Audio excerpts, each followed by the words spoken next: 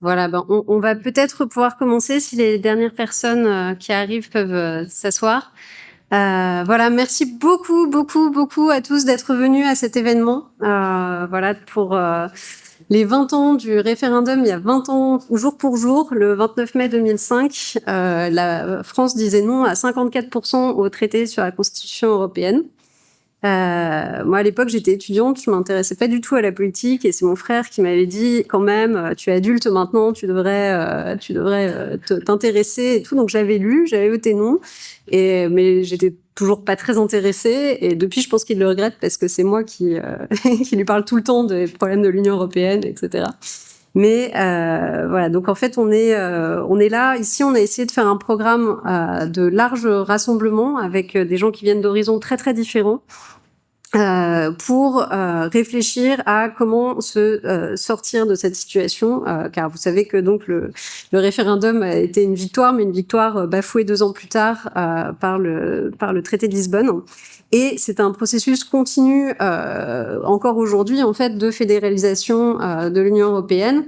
Il y a un processus qui est en cours, qui a été même adopté l'année dernière à l'Assemblée nationale française, de passer de l'unanimité pour les décisions à la majorité qualifiée, ce qui équivaut de fait à une fédéralisation de l'Union européenne.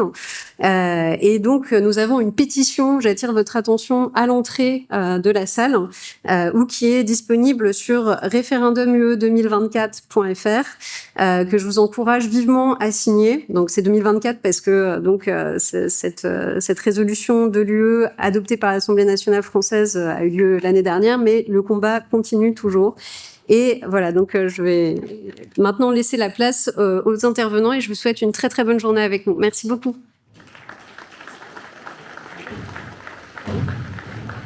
Bonjour à tous et bonjour à toutes. Merci d'être là aujourd'hui à cet événement centré sur l'anniversaire des 20 ans du 29 mai 2005, du référendum sur le traité établissant une constitution pour l'Europe, et évidemment pour célébrer la victoire du non il y a exactement 20 ans.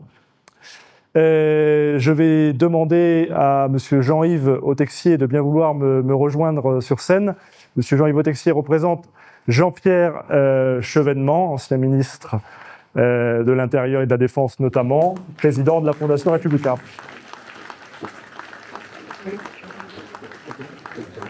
Pour lui, et Monsieur Jean-Yves Autexier est donc ex-député et ex-sénateur. Laisse la parole, Monsieur Autexier. Merci beaucoup. Merci, cher Georges. Je suis heureux de vous transmettre le salut amical de Jean-Pierre Chevènement, qui a été très heureux de votre invitation, à laquelle seul son actuel état de santé n'a pas permis de répondre. Mais dans l'entretien que j'ai eu en début de semaine avec lui pour préparer cet après-midi, il m'a demandé de souligner auprès de vous l'exigence de continuité dans le combat pour l'indépendance et la souveraineté de la France. Lui qui a fondé toute sa vie politique sur cette certitude que la République était la force de la France, il voit avec bonheur les nouvelles générations s'emparer de cette exigence. Vous connaissez son engagement constant pour la convergence des républicains et pour le dépassement des clivages périmés. Mais ce dépassement n'est possible qu'à partir de convictions solides. On ne vient pas de nulle part. Jean-Pierre Chevènement, pour moi, c'est d'abord l'artisan du congrès d'Épinay, de l'alliance de toute la gauche autour d'un programme qui permettait d'emmener une majorité de notre peuple à exercer la réalité du pouvoir et à inverser le cours des choses. Il y a un lien entre la sincérité de l'engagement et la capacité à convaincre les Français, à réunir au-delà de ses propres rangs. C'est à partir d'une gauche populaire, sérieuse, ancrée dans le monde du travail, que s'était opéré le rassemblement victorieux de 1981. Lorsque Jean-Pierre Chevènement et ses amis fondèrent le CERES en 1968, je vois beaucoup de jeunes visages pour qui, j'imagine, j'évoque le Paléolithique. En tout cas, il avait voulu opérer un renouvellement de l'offre politique. Et ça, ce sujet, il est actuel. Ce projet, à l'époque, avait cheminé, avait demandé du temps. Et il y avait la gauche, bien entendu, mais au-delà de la gauche, des gaullistes, des républicains. Alors on se rappelle bien de l'attitude de Jacques Chirac ou de la nomination de Michel Joubert au nouveau gouvernement. Je me souviens des formules que nous lancions à l'époque. On ne réunit pas au centre, mais en avant. Le centre, ça n'existe pas. C'est un résidu. Enfin, des formules très claires. Moi, plus personnellement, si vous me permettez, cette anecdote toute personnelle, le jeune adjoint au maire de Sarcelles, que j'étais, qui venait d'être élu, timide, débutant, qui servait dans les coulisses du CERES de petites mains à des personnalités comme le général Gallois, Pierre Dabzi, le général Beckham ou l'ambassadeur Maillard, qui fut conseiller du général de Gaulle pour les relations Est-Ouest. Évidemment, il y avait un ver dans le fruit. C'était l'Europe. Après avoir tenté le socialisme à la française, selon la formule de François Mitterrand, 1983 a marqué la fin de la partie. La soumission de fait au néolibéralisme s'est faite sous l'étendard de l'Union européenne. L'utopie européenne a remplacé le socialisme à la française. Le traité de Maastricht, le projet de constitution européenne, ont fini de désagréger le rassemblement qui s'était constitué et ont creusé un fossé entre la gauche et le peuple. Le référendum de 2005 en a été la démonstration éclatante. Ce sont des épreuves de vérité. Rien d'étonnant donc à me trouver avec Jean-Pierre Chevènement parmi les 5 députés socialistes qui votent la motion d'irrecevabilité présentée par Philippe Séguin en 1992 contre le traité de Maastricht, ou au nombre de ceux qui quittent le Parti socialiste pour fonder le mouvement des citoyens avec Max Gallo, Didier Motschan, Georges Sarr, tant d'autres. La gauche et la droite existent, souligne toujours Jean-Pierre Chevènement, mais au-dessus de la gauche et de la droite, il y a la République. Est-ce que le bouleversement actuel de la situation du monde n'appelle pas justement une nouvelle offre politique fondée sur l'indépendance, la souveraineté, l'autorité de l'État ? On n'imaginait guère que les coups les plus durs portés au néolibéralisme viendraient des États-Unis. Pourtant, avec la guerre des droits de douane, le dogme du libre-échange, cher à l'OMC, s'effondre tout sous nos yeux. Il y a les angéliques qui espèrent la naissance d'une Europe puissance capable de résister à l'impérium américain. Et puis, il y a les lucides qui se souviennent, par exemple, de la prédiction de mon ami Didier Motschan, 1978. Chaque pas marqué vers les États-Unis d'Europe ne peut nous conduire que vers l'Europe des États-Unis. Nous y sommes. Et face à l'Amérique de Trump, l'Europe de Bruxelles ne manie que des sabres en carton, tant elle est par construction atlantiste et néolibérale. Face à cet univers néolibéral, ce que les amis de Chevènement ont toujours affirmé, c'est que les nations sont les plus solides môles de résistance. Ce que n'ont pas compris trop de gens à gauche, alertant contre un pseudo-nationalisme, les uns par ignorance, les autres par cynisme, ayant pactisé depuis longtemps avec le monde des affaires et de l'argent. Et dans le nouvel univers qui se dessine, multilatéral, mobile, à alliances variables, les nations seront encore plus qu'hier les vrais acteurs de l'histoire, à condition de rester des nations.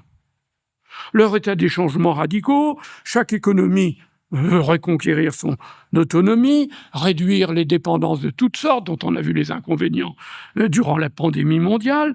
Et dans ce nouvel ordre économique mondial, la dépendance énergétique, par exemple, est un talon d'Achille. Qu'est-ce qu'on voit ? Les antinucléaires d'hier en sont devenus les plus chauds partisans. La mondialisation des échanges régresse partout. Les nains d'hier sont les géants d'aujourd'hui, comme en Chine ou en Inde. Et à ce rythme, n'en doutons pas, c'est le paysage monétaire mondial qui bientôt sera modifié, tant les États-Unis subissent maintenant ce que nous connaissons depuis 30 ans, désindustrialisation, dépendance, sous-emploi, perte d'influence. Le partage du monde entre deux sphères relève d'un passé révolu. La naissance des BRICS signe sans doute une plus grande autonomie vis-à-vis de l'Amérique et de son univers, mais ne forme pas un nouveau bloc. C'est un monde multipolaire qui émerge, et nous ne sommes plus parmi ses champions. Pour exister dans ce chaos, pour résister par exemple au diktat du président Trump, quels sont nos meilleurs atouts? Vous le savez bien. Nos moyens de défense indépendants, notre force de dissuasion, notre énergie nucléaire, notre industrie aéronautique et spatiale, bref, l'héritage gaulliste, privé, hélas, des liens que nous avions su nouer alors avec les pays de l'Est et les pays du Sud, liens qui seraient si précieux aujourd'hui. Comme lorsqu'il fondait le CRS, Jean-Pierre Chevènement plaide pour une nouvelle offre politique, surmontant le clivage traditionnel entre la droite et la gauche. Il ne prise pas beaucoup le mot de souverainisme, quelque sympathie qu'il éprouva toujours pour le Parti québécois, mais à ses yeux, le vocable de républicain suffit à rassembler ceux qui savent que sans souveraineté, sans indépendance, on ne construit rien. Ni la justice sociale, ni la force d'une économie, ni la liberté d'allure du pays. Est-ce que les bouleversements du monde actuel, l'affaissement de notre pays, ne rendent pas audibles au plus grand nombre les exigences de souveraineté et de liberté? Est-ce que la souveraineté industrielle n'est pas devenue une évidence quand on pleure les conséquences des abandons? Arcelor à l'Indien Mittal, Péchinet au Canadien Alcan, Lafarge au Suisse Holcim, Alcatel à Nokia, Essilor à Luxottica, j'arrête la litanie. Est-ce que la souveraineté en matière de défense n'est pas devenue d'évidente nécessité quand les rivalités d'hier en Europe se transforment en hostilité ou en conflit ouvert? Est-ce que notre modèle social peut se financer sans une industrie prospère? Est-ce que les fautes de l'écologie politique n'ont pas dessillé les regards sur le nucléaire comme sur l'agriculture, sur l'immigration comme sur l'industrie? Je pense au pacte vert de la Commission, comme aux naufrageurs de la construction automobile européenne. Est-ce que l'avenir de la sécurité en Europe peut reposer sur l'OTAN et la versatilité des dirigeants américains, ou faut-il compter sur nos propres forces? Est-ce que la crédibilité de la dissuasion française ne repose pas d'abord sur sa stricte indépendance? Voilà des questions qui deviennent audibles aujourd'hui au plus grand nombre. Au sortir de la crise du néolibéralisme et du règne de la globalisation marchande, l'indépendance a un bel avenir. Il n'y a pas de nouvel ordre mondial à attendre, mais une cacophonie durable. C'est le prix de la multipolarisation du monde. L'heure est au retour du rôle des nations. Cela ne périme pas l'Europe, mais elle doit devenir ce qu'elle n'aurait jamais dû cesser d'être. Edgar Pisani, je me souviens aussi, c'est le privilège de l'âge. Il était résistant, il était sur le Massilia, il était sénateur de gauche, ensuite ministre du général de Gaulle, commissaire européen. Je veux dire que pour lui, les frontières étaient dépassées. Il disait l'Europe, c'est la coopérative des vieilles nations d'Europe qui ne veulent pas mourir. Et Jean-Pierre Chevènement, comme en écho, en 99, fit campagne sur le thème « Une France libre pour une Europe forte ». Ceux qui veulent construire l'Europe contre les nations font fausse route, et les citoyens s'en aperçoivent. Ils ne lâcheront pas la proie pour l'ombre. L'Europe ferait mieux de prendre appui sur ces nations plutôt que de s'acharner à les affaiblir. Tout un programme, vous le savez, l'Europe à géométrie variable, les grands projets européens, la préférence communautaire, etc. Et une politique intelligente des républicains français à Paris ne manquerait pas d'écho dans toute l'Europe. Car on voit bien à suivre les consultations électorales à quel point les peuples en ont assez des dérives de la Commission. Voilà, ce sont des traits d'union décisifs. Ils déterminent sans doute le visage de la France dans 20 ans. dans un monde multipolaire, où les alliances varient selon les thèmes et selon les moments, au seul gré des intérêts de chacun des États. Est-ce que la France va demeurer la seule à être plus atlantiste et otanienne que Washington arrimé dans ses anciennes alliances? Ou va-t-elle retrouver le sens d'une indépendance bien pensée, d'une souveraineté assumée? Est-ce que les républicains des deux rives peuvent hiérarchiser leurs préférences et leurs options pour s'accorder sur l'essentiel? Le pari mérite d'être tenté. Vous le savez, beaucoup de nos compatriotes se réfugient dans le vote Rassemblement national parce qu'on ne leur parle plus de la France. Il y a même à tous les niveaux des hommes politiques qui ne sont plus capables de prononcer le mot « la France » sans y ajouter aussitôt « et l'Europe » pour éviter le procès sans doute en chauvinisme. Et pourtant, nous avons la chance d'avoir en héritage la nation politique et non ethnique, le démos et non l'ethnos, la nation républicaine, en un mot, capable d'agréger de nouveaux citoyens. Bref, comme vous l'avez choisi, la République souveraine, à laquelle Jean-Pierre Chevènement adresse à nouveau un salut fraternel.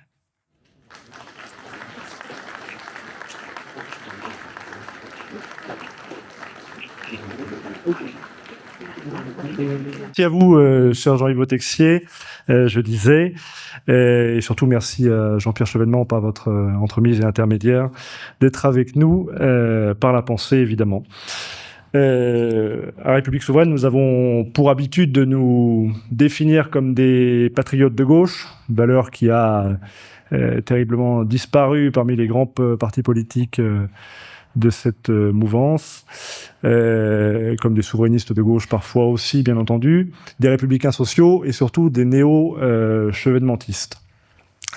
Donc évidemment, la référence à Jean-Pierre Chevènement est évidente et merci encore d'être là. Je vais maintenant passer la parole à Camille Adam, que vous connaissez sûrement pour son documentaire qui est encore sur YouTube, qui est sorti l'année dernière, qui s'appelle « Au nom de l'Europe ». Je suis à peu près sûr que la plupart d'entre vous l'ont vu. Donc Camille Adam est ex-avocat, il est désormais journaliste pour Élucide et Off Investigation. Il est également, vous le savez, documentariste et il prépare actuellement son second documentaire, La trahison des sages, sur le Conseil constitutionnel et il cherche des financements. Il vous en parlera tout à l'heure. Alors là, actuellement, il va passer et commenter des extraits de son documentaire Au nom de l'Europe et je lui laisse la parole. Merci beaucoup.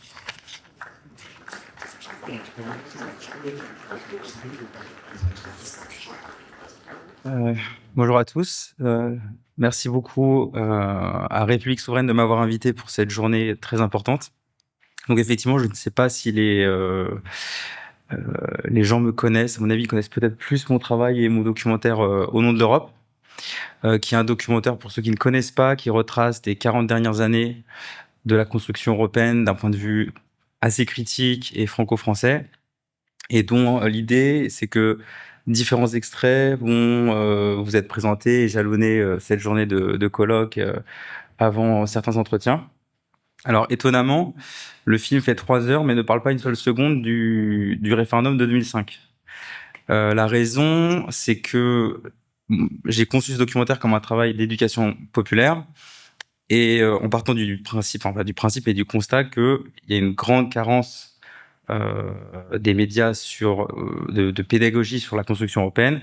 Donc l'idée était de reconstruire et d'aller à l'essentiel sur les faits les plus déterminants et les plus structurants de la construction européenne pour que les citoyens qui seraient spectateurs de ce film puissent se réapproprier cette histoire. Et le référendum de 2005, malheureusement, est un fait politique majeur, et je me suis dit que c'était pas la peine d'en remettre une couche. Tout le monde connaît déjà malheureusement le sujet et la forfaiture. Donc je suis allé dans 3 heures, je me suis concentré sur les principaux faits de cette construction historique que les gens ne connaissent pas ou connaissent très mal.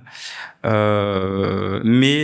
alors là, le premier extrait qu'on va voir dans quelques instants, c'est sur la mondialisation faite par l'Europe et l'élargissement à l'Europe de l'Est, qui est en fait le contexte du référendum. Quand on est en 2005, il vient d'avoir la première vague d'élargissement à l'Europe de l'Est. Et il me semble que même si je n'en parle pas directement du référendum, je pense que tous ces éléments de mondialisation des années 90 et du début des années 2000 permettent de donner le contexte important pour comprendre ce qui s'est passé par la suite.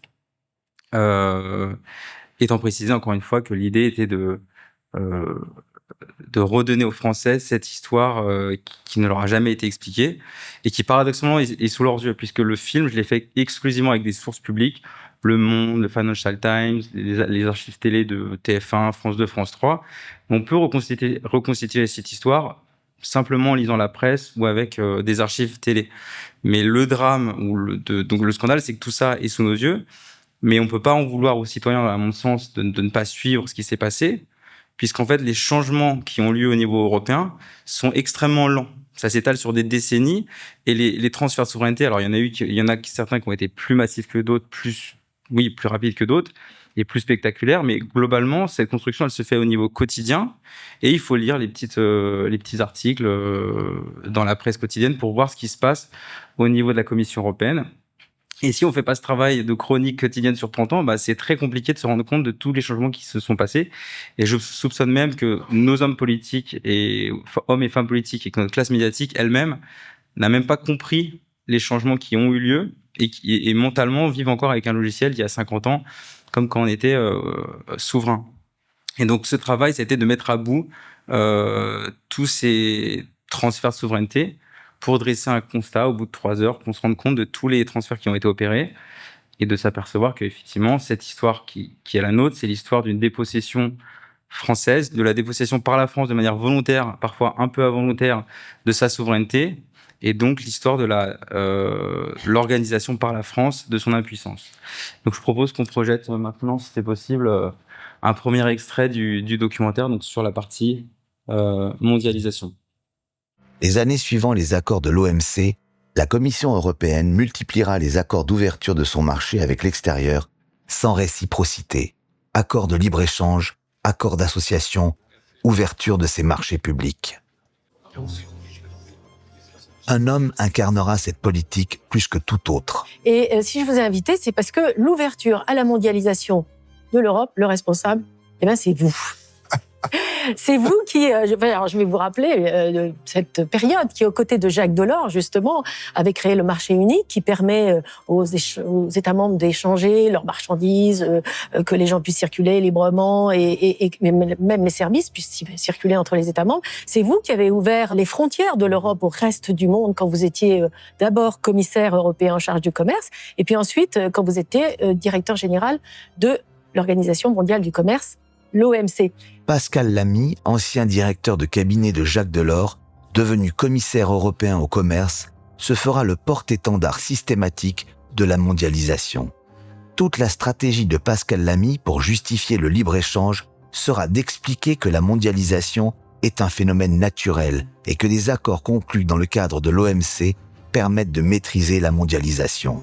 Et pour ça, il n'y a pas 36 solutions. Dans le monde tel qu'il est aujourd'hui et demain, soit c'est les Américains, demain les Chinois et peut-être les Indiens, et puis nous, on regarde passer les trains, soit on s'y met, et à ce moment-là, il faut davantage le faire entre Européens. L'Europe, c'est notre outil pour maîtriser la mondialisation.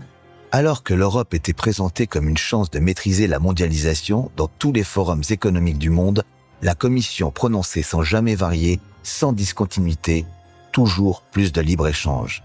Je pense que la globalisation va dans le bon sens, qu'elle est un facteur de progrès et que tout bien pesé, c'est cela qu'il faut faire. Maîtriser la mondialisation, c'était mettre des barrières, des protections, ce que la Commission n'a cessé de pourfendre sans relâche dans ses frontières et à l'extérieur, dénonçant chaque entrave au commerce des multinationales, chaque protection contre le libre marché. Conceding to protectionism will not remove the uncertainty and will only make a way out harder to find. Mais la mondialisation n'est pas un phénomène naturel. Jamais elle n'aurait été possible sans les centaines d'accords de libre-échange conclus à travers le monde et ratifiés par les gouvernements. L'Union européenne, à elle seule, a conclu plus de 100 accords d'association, de partenariats économiques ou de libre-échange à travers le monde pour libéraliser son commerce. Sans l'abaissement des droits de douane et des barrières réglementaires prévues par ces traités, aucun progrès technologique, quel qu'il soit, n'aurait permis la mondialisation. Jamais elle n'aurait pu voir le jour sans l'Union européenne. La mondialisation n'est pas tombée du ciel, elle a été pensée, planifiée, voulue. Elle est le résultat de réunions, de décisions prises par des hommes et des femmes visant à tisser un réseau d'accords libéralisant le commerce mondial. L'Europe n'a pas protégé de la mondialisation, elle l'a faite.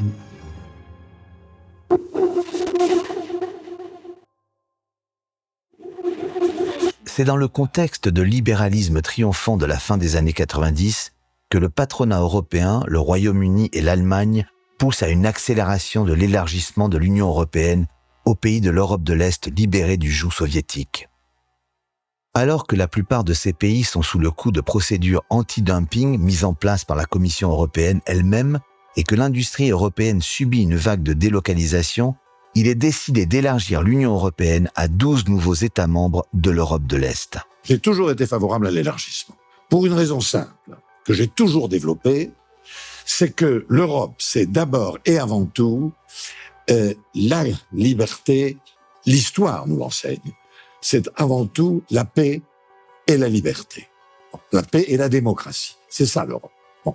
Et qu'à partir du moment où c'est, je l'ai dit 1000 fois et depuis toujours, où c'est la paix et la démocratie, on peut pas choisir ceux qu'on exclut ou ceux qu'on inclut dans un système de paix et de démocratie. J'ai raison pour laquelle j'ai toujours été favorable à l'élargissement.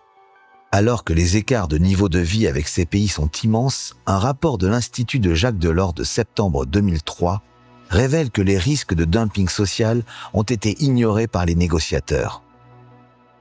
Sur l'ensemble du processus, il y avait au sein de la haute administration française une vision très positive, en disant « Ah oui, mais nous sommes confrontés aujourd'hui à un problème de coûts en France trop élevé, ça va nous permettre de faire baisser les coûts. » Ça a été pensé comme tel, si vous voulez.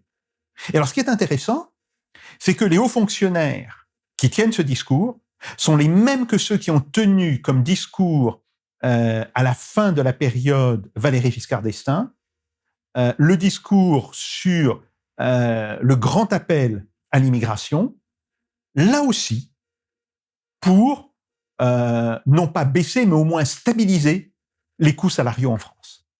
Donc, c'est quelque chose d'assez intéressant de voir cette espèce de permanence sur une longue période, hein, puisque on démarre en 75-76, jusque aux années 2000, voire au-delà, de hauts fonctionnaires qui disent les syndicats en France sont trop puissants, ils imposent des taux de salaire trop élevés, grosso modo, nous payons trop nos ouvriers, donc il faut faire pression à la baisse sur les salaires. À minuit, le 1er mai 2004, l'élargissement est célébré dans la joie. À la même heure, les mesures anti-dumping dont il faisait l'objet tombent. Le dumping social est légalisé pour la première fois au sein de l'Union européenne. Avec des salaires 10 fois inférieurs à celui de la France, une fiscalité des entreprises à 0% pour certains pays, les conséquences pour l'industrie et les PME françaises seront dramatiques. Dans un contexte d'euro fort, une deuxième vague de délocalisation et de faillite commence. Donc regardez là par exemple des plaques slovaques, polonaises, donc ce qui constitue la majorité des plaques qui sont sur ce parking. En quelques mètres seulement, ce représentant régional des transporteurs routiers nous illustre le problème. Des dizaines de camions battant pavillon étrangers qui raflent les marchés. Il était temps selon lui que les États touchés prennent la mesure des choses. Lorsque l'on sait que certaines entreprises ont un coût social 2 à 3 fois moins cher qu'une entreprise française, les entreprises ne peuvent pas lutter à armes égales. Aujourd'hui, en moyenne, un chauffeur français est payé un peu plus de 2400 € brut par mois, contre 600 € pour un chauffeur polonais, 300 pour un bulgare. Pour les Verts, c'est une façon de s'afficher avant les élections européennes, mais pas seulement. Très souvent, l'Europe est présentée comme un danger. L'élargissement de l'Europe, c'est de la concurrence, c'est des difficultés commerciales, c'est des délocalisations, enfin des tas de fantasmes. Et les Verts croient que c'est une chance pour tous. Sur Internet, il suffit de lancer une recherche sur ces deux mots, délocalisation, Roumanie, et l'on découvre une liste de sociétés prêtes à vous trouver des locaux, du personnel qualifié, bref, tout ce qu'il faut pour délocaliser ces services informatiques, avec des intermédiaires basés à Paris et à Bucarest, qui jouent les VRP en haute technologie. Selon l'INSEE, en 2019, plus de 15 ans après leur adhésion à l'Union européenne, rien n'avait changé. Le coût horaire d'un travailleur français était de 41 € contre 8 € pour un travailleur bulgare, 9 € pour un travailleur roumain ou encore 12 € pour un travailleur polonais. Loin de remettre en cause la concurrence déloyale auquel leurs travailleurs sont soumis, les dirigeants européens, dont la France, ont accepté le principe de l'élargissement de l'Union européenne à 8 nouveaux États membres dont le salaire moyen net est 4 fois inférieur à celui d'un Français. Car en matière d'élargissement comme d'accord de libre-échange, ce sont les États qui ont le dernier mot, pas la Commission européenne. L'ouverture à la concurrence avec des pays à bas salaire ne s'est faite qu'avec le consentement des gouvernements et majorités successives. En 30 ans, pas un seul de ces accords n'a fait l'objet d'une évaluation de ses effets sur l'économie française, que ce soit avant ou après son adoption. C'est ce que révèle un rapport de l'Assemblée nationale du 28 septembre 2016. Selon ce rapport, pour prendre l'exemple de la France, le gouvernement français n'a jamais réalisé de réelles études sur l'impact d'un quelconque accord de libre-échange en vigueur. Écoutez, l'expérience, c'est que la mondialisation s'est faite sans discussion parlementaire. D'abord, elle a été faite par les gouvernements dans les assemblées du GATT et de l'OMC. Les ratifications qui ont été faites l'ont été par la Commission européenne, qui a le pouvoir et le mandat de négociation pour le compte de la France sur la position française vis-à-vis du reste du monde. Donc, le Parlement européen, qui est chargé de contrôler la Commission, n'avait pas le pouvoir de le contrôler, et les parlements nationaux ne pouvaient contrôler qu'à la marge certains accords. Il faut regarder ce qui a été déclaré dans les minutes, les archives des débats de l'Assemblée nationale après les accords de Marrakech. C'est indigent, ça passait pour des mesures techniques et c'était considéré comme des débats de spécialistes qui ne voyaient pas les conséquences de tout ça. Et évidemment, tous les artisans de ces accords, dont Pascal Lamy lui-même, qui est le grand mondialisateur à la tête de l'OMC et à la Commission européenne, et donc qui est l'artisan de notre malheur, et c'est un socialiste, j'allais dire, engagé dans le libéralisme, qui est l'auteur de cette destruction, donc il est responsable des malheurs économiques du pays, Lamy. Donc c'est pour ça que je considère que c'est un adversaire qui doit être désigné. À l'époque, on faisait des mesures techniques. Eux-mêmes mentaient, minimisaient, dissimulaient leurs intentions. Et il y a eu un réveil. Le premier réveil, il est venu des paysans. Hein. C'est eux qui ont dit, écoutez, maintenant ça suffit, les accords de libre-échange. C'est assez tardif. Et ils le prenaient sur des accords Union européenne, Mercosur, c'est-à-dire continentaux, de continent à continent, pas les accords bilatéraux qui, eux, passent, sont ratifiés à toute vitesse, sans aucune conséquence. Pourquoi on va se focaliser sur nos relations avec l'Indonésie? Parce que vous prenez l'Indonésie, c'est quoi? C'est 1 milliard peut-être d'échanges, au mieux. La Malaisie, c'est peut-être quand les années où on vend un sous-marin, c'est peut-être, mais sinon c'est quoi? C'est 200 millions. Donc quand vous découpez en petits bouts la mondialisation, vous la voyez pas naître, vous la voyez pas s'agrandir, vous la voyez pas s'aggraver. Et donc, c'est ce qui s'est passé pendant 20 ans. On va dire 94. Alors, il y a eu les altermondialistes qui ont lancé le mouvement dans les années 2000. Début des années 2000, il y a eu les grandes manifestations sur les sommets. Mais celui qui a mis fin à la mondialisation, c'est Trump, qui a sorti les droits de douane a fait sauter l'OMC. L'OMC ne sert plus à rien. J'ai vu l'autre jour dans un symposium le numéro 2 de l'OMC. Je lui ai dit, vous servez encore à quelque chose? Il m'a dit non, plus à rien. Donc en fait, c'est fini. Maintenant, le monde se rétrécit et les droits de douane se reconstituent. Je regrette que l'Union européenne n'ait pas organisé la réciproque vis-à-vis de la Chine, des États-Unis, sur leurs droits de douane, remettre les mêmes. Et là, on aurait reconstitué un monde un peu plus vivable et plus acceptable. Mais s'il faut l'accord des États pour conclure des accords de libre-échange, il le faut aussi pour se protéger. Lorsqu'Angela Merkel et le Premier ministre chinois sont d'accord, c'est Bruxelles qui trinque. En particulier, l'idée d'une taxe que la Commission voulait imposer sur les importations en provenance de Chine. Ce serait une mesure qui ne causerait que des dégâts, sans avoir le moindre effet positif. Nous ne voulons pas qu'il y ait une taxe permanente sur les importations chinoises. Cible de ces attaques sino-allemandes, la proposition de la Commission européenne de taxer à 47% les importations de ces panneaux solaires made in China. Car selon Bruxelles, les Chinois pratiquent une concurrence déloyale. Pour faire baisser leurs prix et conquérir des marchés, ils subventionnent généreusement leurs entreprises. Seulement voilà, dans cette guerre commerciale, chacun rend coup pour coup. La Chine menace à son tour de taxer les produits européens, et dans ce cas, l'Allemagne aurait beaucoup à perdre. Elle a exporté l'année dernière 66,6 milliards d'euros vers la Chine, contre seulement 15,1 milliards pour la France. Paris peut donc se permettre un bras de fer avec Pékin et soutient l'idée d'une taxe. Mais l'Allemagne a déjà rallié à sa cause 17 autres pays de l'Union européenne. Alors que les premières voitures électriques chinoises commencent à arriver sur le marché européen, l'industrie automobile française sera-t-elle la prochaine victime de la concurrence libre et non faussée européenne?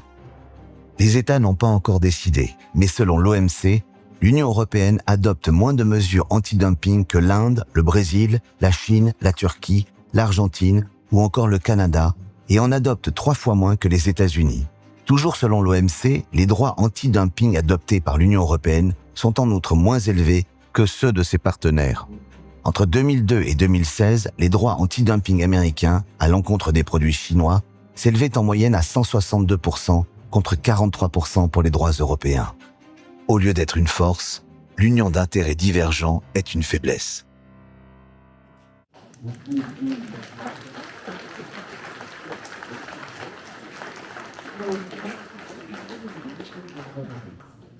Oui, donc c'est 3 heures comme ça. Non, donc voilà, je pense que ça donne un contexte important pour ce qui s'est passé en 2005 et que ça permet de comprendre qu'effectivement le non était bien un non à l'Europe et pas un non contre Chirac comme on l'entend trop souvent. Et dès le soir du 29 mai 2005, il y a eu ce narratif sur les plateaux. Non, mais les Français ont pas répondu à la question. C'était un vote contre Chirac, etc. Et ce narratif, on le retrouve encore. J'ai vu une note de Terra Nova du 22 mai dernier, là, il y a une semaine, qui expliquait que, en fait, les Français avaient voté pour des raisons de politique intérieure et que par ailleurs le traité de Lisbonne était très très différent du traité de Constitution européenne. Donc en fait, il n'y a pas trop de soucis. Et je trouve que c'est un peu une deuxième trahison du vote des Français puisque on a déjà trahi notre vote et après on va nous expliquer que finalement on était trop cons, on avait voté pour autre chose. Donc c'est assez minable, mais ça prouve bien que ce soir-là du 29 mai 2005, ça a été un peu comment? Ah pardon, je sais. Alors je vais finir en 1 minute. Ça a été un peu leur 11 septembre, hein, leur Never Forget. Il faut pas qu'on nous repose une seule fois la question. Et ma conviction, c'est qu'on aura malgré tout un jour un nouveau référendum sur le sujet. Je ne sais pas quand ni comment, mais je pense qu'on en aura un. Et l'enjeu, et c'est la transition avec mon nouveau projet dont je voulais rapidement parler, c'est que on est les juges constitutionnels de notre côté, qui n'annulent pas nos référendums, nos candidats, nos élections. Et donc très brièvement, je sais pas, non, il n'y a pas l'affiche. J'avais distribué des tracts avec le projet de mon nouveau film, qui sera une critique étayée du Conseil constitutionnel pour montrer les conflits d'intérêts qui règnent au sein de cette institution. Et donc le film est en cours de financement, donc si vous pouvez aider, très bien. Et sinon, vous pouvez en parler autour de vous. parce qu'il n'y a aucun financement traditionnel qui accepte ce genre de projet, ni au nom de l'Europe, ni le prochain. Donc ça sera forcément du crowdfunding. Donc si vous pouvez, même 1 euro, ça sera utile. Voilà, je vous remercie beaucoup pour votre attention.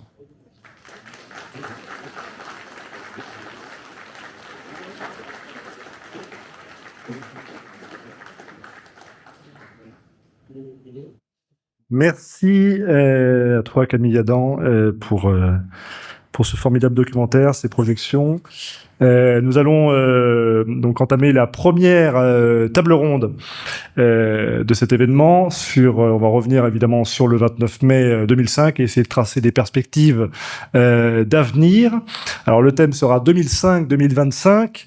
Le nom avait raison, avec une point d'interrogation, bilan critique de 20 ans de l'Union européenne.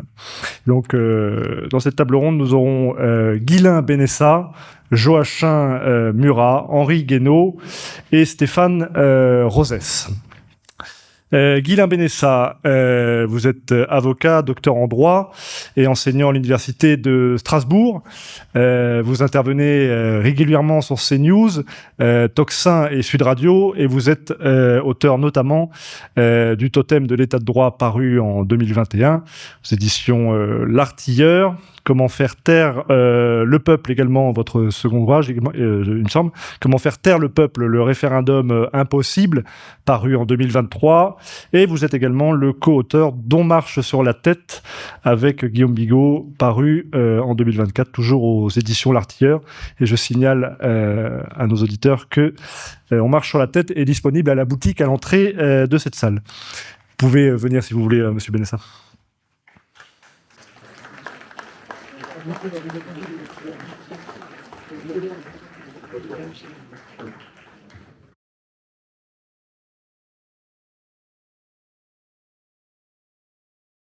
Et Monsieur Rosès, vous pouvez monter aussi si vous voulez.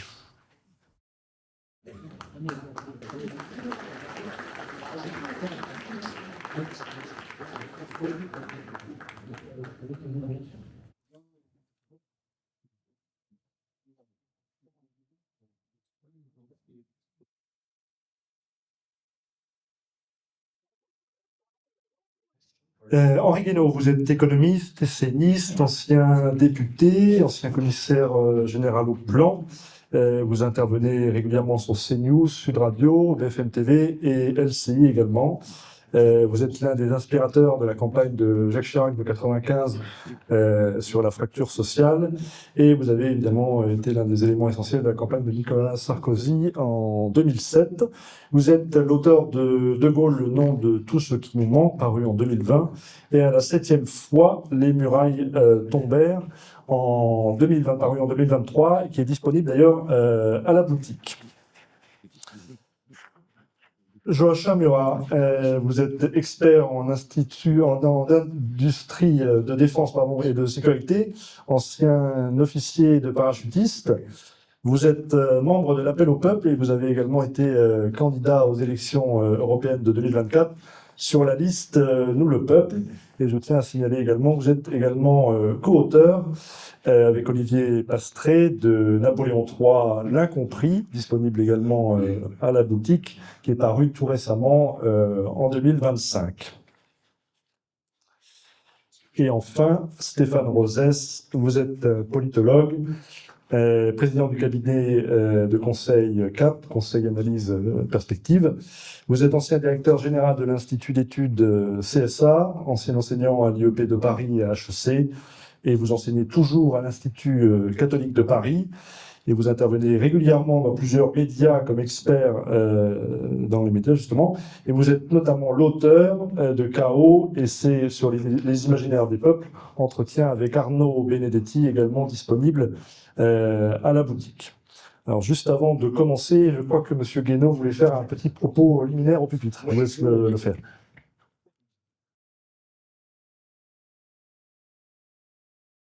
Bonjour à tous. Je voudrais vous faire effectivement un petit prélude à nos débats après ce que je viens d'entendre. Alors il faut que vous sachiez que je suis dans ma période un peu grognon. Tout m'énerve, et en particulier la confusion du débat. Alors ici, nous sommes tous d'accord sur le fond, nous sommes tous d'accord pour savoir où nous voulons aller, mais je trouve que les mots embrouillent tout, et le débat public est le débat le plus confus qu'on ait eu depuis très longtemps. Certes, le débat est interdit, mais tout le monde y met du sien pour que ce débat soit incompréhensible pour tout le monde. Alors, je vais vous faire une petite introduction sur la souveraineté. Non, nous n'avons pas perdu notre souveraineté. Non, on ne peut pas nous enlever notre souveraineté. Non, on ne peut pas enlever la souveraineté d'un peuple ou la souveraineté d'une personne. Qu'est-ce que la souveraineté? La souveraineté, c'est le droit imprescriptible pour un homme ou pour un peuple de dire non. Et personne ne peut nous l'enlever. Personne. Vous pouvez toujours dire non. Vous pouvez toujours dire non. Toujours. Voilà. Et le peuple français peut dire non. La souveraineté d'un peuple, elle disparaît quand le peuple disparaît. Quand le peuple se fond dans un peuple plus grand, ou quand le peuple est exterminé, elle disparaît. Mais un peuple colonisé depuis 100 ans peut avoir pendant 100 ans refusé d'exercer sa souveraineté et un jour dire non, je ne veux plus être colonisé. Eh bien, vous verrez d'ailleurs que, si vous regardez l'histoire, que même à main nue contre des mitrailleuses et des canons, le peuple qui ne veut plus être colonisé finit par retrouver sa liberté. Non, c'est pas, ce que je vous dis, c'est pas gratuit. Et il faut pas confondre l'indépendance avec la souveraineté. Hein? Vous savez, je trouve que Camus dit très bien les choses dans L'homme révolté. Qu'est-ce qu'un homme révolté? C'est un homme qui dit non. Ça, c'est la souveraineté de l'individu. C'est la souveraineté de la personne. Et c'est la même chose pour un peuple. Et il dit, qu'y a-t-il dans ce non? Et dans ce non, il y a, vous avez franchi une limite. L'esclave, Malraux dit, l'esclave dit toujours oui. Mais l'esclave peut dire non, il accepte de mourir, ou il accepte le risque de mourir. Mais il peut toujours dire non. Personne ne peut lui enlever cette possibilité de dire non. Le résistant des Glières, il sait qu'il va mourir. Et il dit non jusqu'au dernier instant de sa vie. Et personne ne peut lui enlever ce droit. Ce que nous avons perdu, ce à quoi nous avons renoncé, parce que soit nous avons milité pour renoncer, soit, au fond, collectivement, nous avons laissé faire. Ce sont les moyens raisonnables d'exercer sa souveraineté sans prendre des risques extravagants. Ça, nous l'avons perdu. Mais il n'appartient qu'à l'exercice de notre souveraineté, qu'à la volonté d'exercer cette souveraineté, de les récupérer. Vous savez, puisque on s'approche du 18 juin, en 1940, il y a ceux qui ont renoncé à exercer la souveraineté française, ils sont à Vichy, et ceux qui n'y ont pas renoncé, ils sont à Londres. Ils sont tout seuls. Bon, il faudra très longtemps pour que les gens se rallient à la France libre.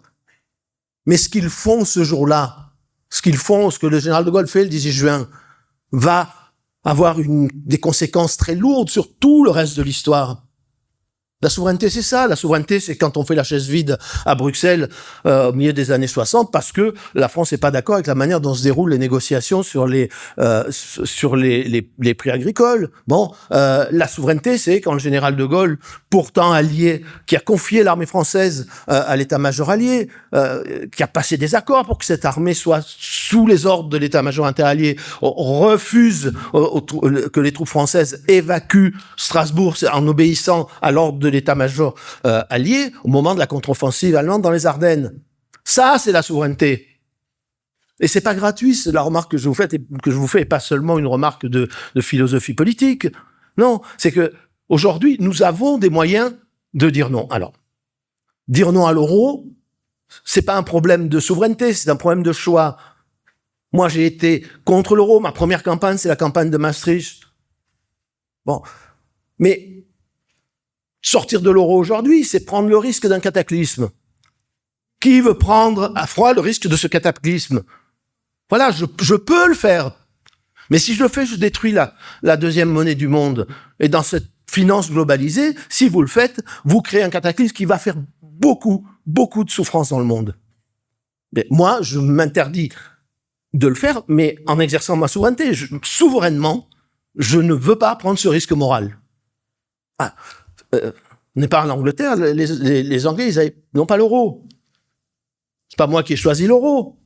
Ce sont les Français qui, hélas, en 1992, ont voté de très peu l'euro, malgré les efforts extraordinaires d'énergie et de talent déployés par ceux qui n'en voulaient pas.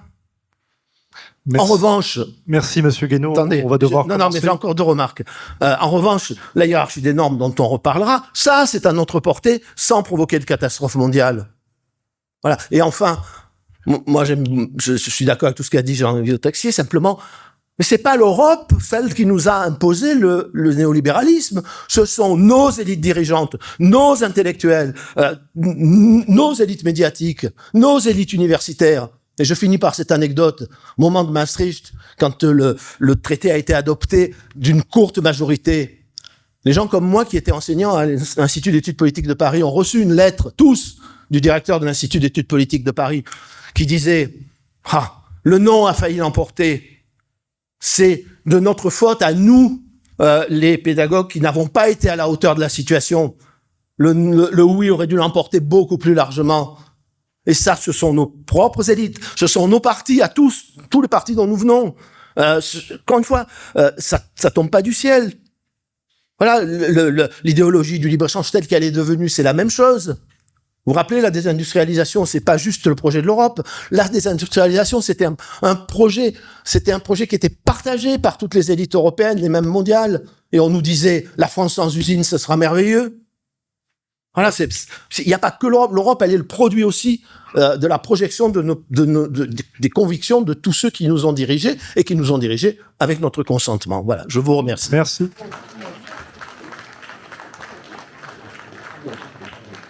Merci, Monsieur Guénaud. Nous allons donc pouvoir commencer notre table ronde. Je vais vous donner successivement, par ordre alphabétique, la parole pour un petit propos liminaire afin de commencer, de débuter notre débat. Guylain Benessa, je vous laisse peut-être commencer. Vous êtes particulièrement critique dans vos livres, évidemment, du carcan juridique de l'Union européenne, et vous pensez que 2005 n'est que l'aboutissement de la fin du référendum, et on le voit encore aujourd'hui d'ailleurs, parce qu'il n'y a pas eu de référendum depuis une vingtaine d'années. Merci beaucoup. Pour aller droit au but, effectivement, et je rejoins ce qu'Henri Guénaud vient de dire en tout point sur la question spécifique du référendum. C'est que j'ai passé, je dis pas énormément de temps, mais j'ai quand même passé un petit bout de temps à remonter le fil de tous les référendums, en pensant à l'origine faire un livre sur le référendum de 2005. Donc, mon idée, c'était ça, en fait. C'était de me dire, 2005, c'est quoi? C'est une tâche, c'est une marque, on s'en souvient tous, enfin tous. Malheureusement, pas tous ou pas suffisamment, mais on se souvient de la chose. Et l'idée, et c'est très bref, c'est très clair pour moi, c'est que quand on remonte le temps, je parle pas du tout des questions plébiscitaires, des vieux référendums, de Napoléon III. Je parle pas de ça. Je parle de l'histoire de la Ve République. Le constat est implacable. Implacable, il est simple, il est pas compliqué, il peut être observé en 5 minutes avec quelques citations bien choisies. Personne, ou presque, n'a jamais voulu du référendum. Et c'est qu'en fait, en dehors d'une espèce de période bénie qui s'appelait le gaullisme, qui a duré en réalité très peu de temps, si on se fie à un catéchisme réel, à une espèce de gaullisme source, ou oui, naturellement, mais ce que je veux dire, c'est que la pratique politique a fait qu'en 62, quand on reprend les débats sur les référendums, quand vous voyez ce qui s'est dit à l'Assemblée, quand vous reprenez les formules des uns et des autres, on a eu une espèce d'accident dans l'histoire, qui est qu'à un moment, on a fait des référendums régulièrement pendant 10 ans. Entre 58 et 69, les Français avaient l'habitude de savoir ce que c'était. Et en fait, après, ce qui s'est produit, c'est un endormissement, des petites trahisons, des égarements successifs, des petites phrases qui parviennent. Je vous donne un exemple, et je vais être très court, c'est deux exemples très simples. François Mitterrand en 92, lorsqu'il finalement recourt au référendum sur Maastricht, il a une toute petite phrase dans les médias qui est d'une clarté biblique. On lui demande si finalement il va saisir le peuple sur Maastricht, et il dit « Vous n'y pensez pas, saisir le peuple, c'est tellement compliqué ». Donc en fait, le mot de compliqué, aussi simple qu'il soit, était exactement le même mot qu'on avait 10 ans plus tard, 20 ans plus tard, 20 ans plus tôt, 30 ans plus tôt. À chaque fois, c'est la même chose. Et ça résonne avec une phrase de Giscard qui est tellement claire, tellement limpide. Quand Giscard, s'agissant de 2005, dit la chose suivante, qui est plus connue celle-ci, cette citation, quand Valéry Giscard d'Estaing dit « C'est bien de faire un référendum lorsqu'on est certain que la réponse soit oui ». Donc, on pose la question lorsque la réponse est connue d'avance. Et tout ça pour dire que sur 2005, à la fois, c'est une tragédie ce qui a pu se produire, tragédie parce que on en reparlera peut-être de l'époque de la campagne, du style de la campagne, des mensonges de tous les côtés, etc. Mais en réalité, c'est ça peut-être pour moi le plus frappant, c'est que 2005, et donc le traité de Lisbonne par la suite, et ce qui s'est produit depuis 20 ans, c'est-à-dire plus de référendum, c'est le résultat de ce qu'on a voulu dans les années 60, dans les années 70, dans les années 80, au niveau des élites politiques.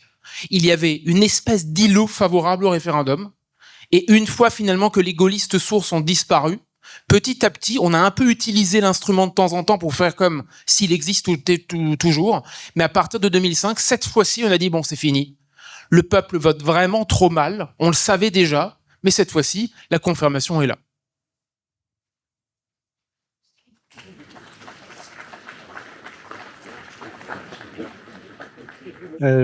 Joachim Murat, vous souhaitez plutôt parler de la nécessité d'une redémocratisation de l'Union européenne. Et justement, par quelle voie pourrions-nous y parvenir? Peut-être justement par la voie du référendum. Ah ben la voie est toute tracée, c'est celle que propose Henri Guénaud, c'est-à-dire d'utiliser notre souveraineté pour récupérer redémocratiser l'Union européenne. La raison pour laquelle ce 20e anniversaire, d'abord bonjour à toutes et à tous, ça me fait très plaisir d'être là avec mes amis de République souveraine. Je suis très flatté de participer à cette table ronde. La raison pour laquelle ces 20 ans du référendum de 2005 est vraiment important de l'analyser, c'est parce que ce référendum de 2005 est un symptôme extraordinairement brutal du renversement de légitimité du pouvoir et de commencement, je dirais, de dilution de l'esprit démocratique. Et ça peut avoir des conséquences sur un réveil de la violence des peuples, que Henri Guénaud rappelle régulièrement, qui nous pend au nez. En 1791, on passe d'une légitimité du pouvoir qui est un pouvoir divin à une légitimité du pouvoir qui est un pouvoir du peuple. C'est-à-dire que le roi n'est plus le roi de France par la volonté de Dieu, il l'est par la volonté du peuple. Ensuite, on aboutit à une forme de représentation populaire avec les représentants de la nation, et c'est Napoléon Ier puis Napoléon III qui vont commencer à essayer de mélanger cette idée d'un exécutif fort avec un lien direct avec la population par le plébiscite, mais qui sont des référendums, c'est comme ça, qui sont des référendums au suffrage universel, et ça va être parfaitement synthétisé dans la République chimiquement pure, la République chimiquement pure de la 5e République du général de Gaulle. Et là, c'est magistral, c'est probablement, à mon sens, le régime qui convient le mieux à notre pays, c'est-à-dire que vous avez un mélange d'un exécutif extrêmement fort avec la possibilité de discuter directement avec le peuple sur les sujets essentiels.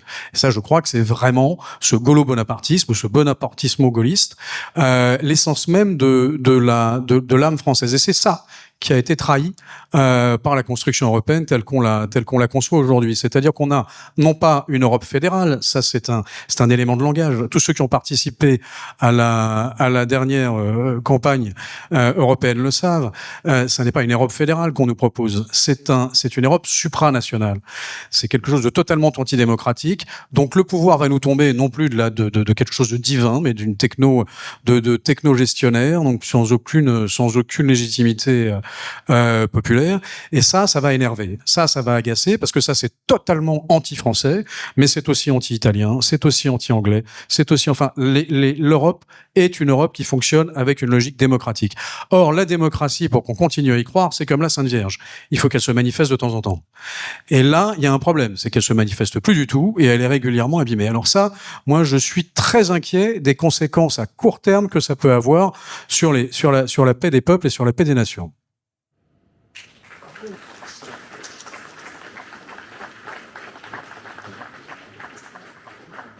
Stéphane Rosès, vous souhaitiez revenir sur les études qualitatives que vous aviez menées à l'Institut CSA à l'époque, justement en 2005, à la demande notamment du président de la République de l'époque, Jacques Chirac, et de sa fille, par le PS également de François Hollande, et du Parti communiste de Marie-Georges Buffet, qui, elle, plutôt se situait du côté du non.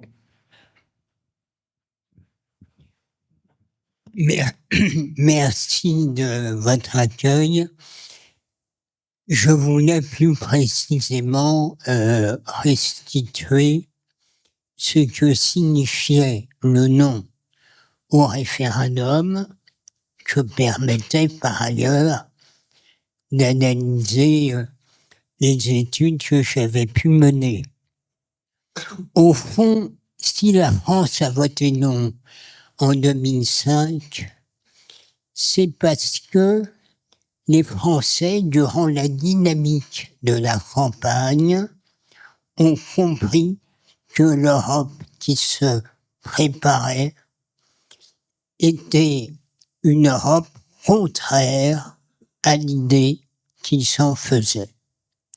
De sorte qu'il a été dit tout à l'heure, à mon avis à tort, que les Français étaient contre l'Europe. Non, les Français ne sont pas contre l'Europe, ils sont contre l'Union européenne. Même maintenant, dans les études d'opinion, les Français sont favorables à l'Europe, mais ils sont critiques à l'égard de l'Union européenne.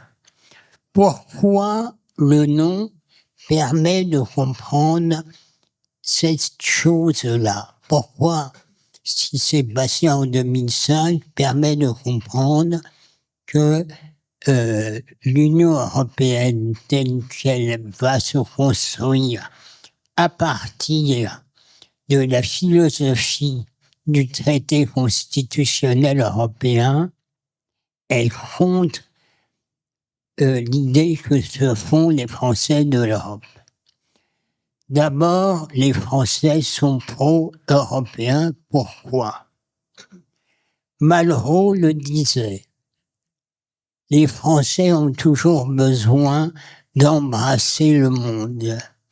Il disait les croisades avant même les guerres napoléoniennes, et on pourrait rajouter la façon dont la France a colonisé comme étant une extension par l'empire colonial de la France, et la façon dont les Français conçoivent l'Europe comme la France en grand. Et donc, si les Français ont été à la pointe de l'Europe, pas seulement parce qu'elle l'a mis à la pointe d'une Union européenne néolibérale, mais Schuman, Monnet, si les Français veulent également une construction de l'Europe, la divergence porte non pas sur le fait de construire l'Europe, mais comment construire l'Europe. Et c'est ça qui va se passer. Et comme j'ai été effectivement aux premières loges pour avoir mesuré une baisse pendant la campagne du oui de 11 points, si c'était jamais vu dans l'histoire des sondages, et que j'avais mis le non à 51, alors que le oui était à 61, si j'ai pris ce risque, c'est parce qu'effectivement, les sondages qualitatifs m'avaient permis de comprendre ce qui se passait. Qu'est-ce qui se passait? En début de campagne, le oui est à 61 et 2/3 des Français s'abstiennent, soit 20 points de plus que l'abstention lors de Maastricht. Pourquoi une abstention si importante en début de campagne? Eh bien, parce que les 2/3 des Français ont déjà un problème. Ils sont, puisque commence la globalisation néolibérale, pour que l'Europe puissance soit un bouclier face à la globalisation néolibérale. Ça a été dit, c'est après la chute du mur de Berlin.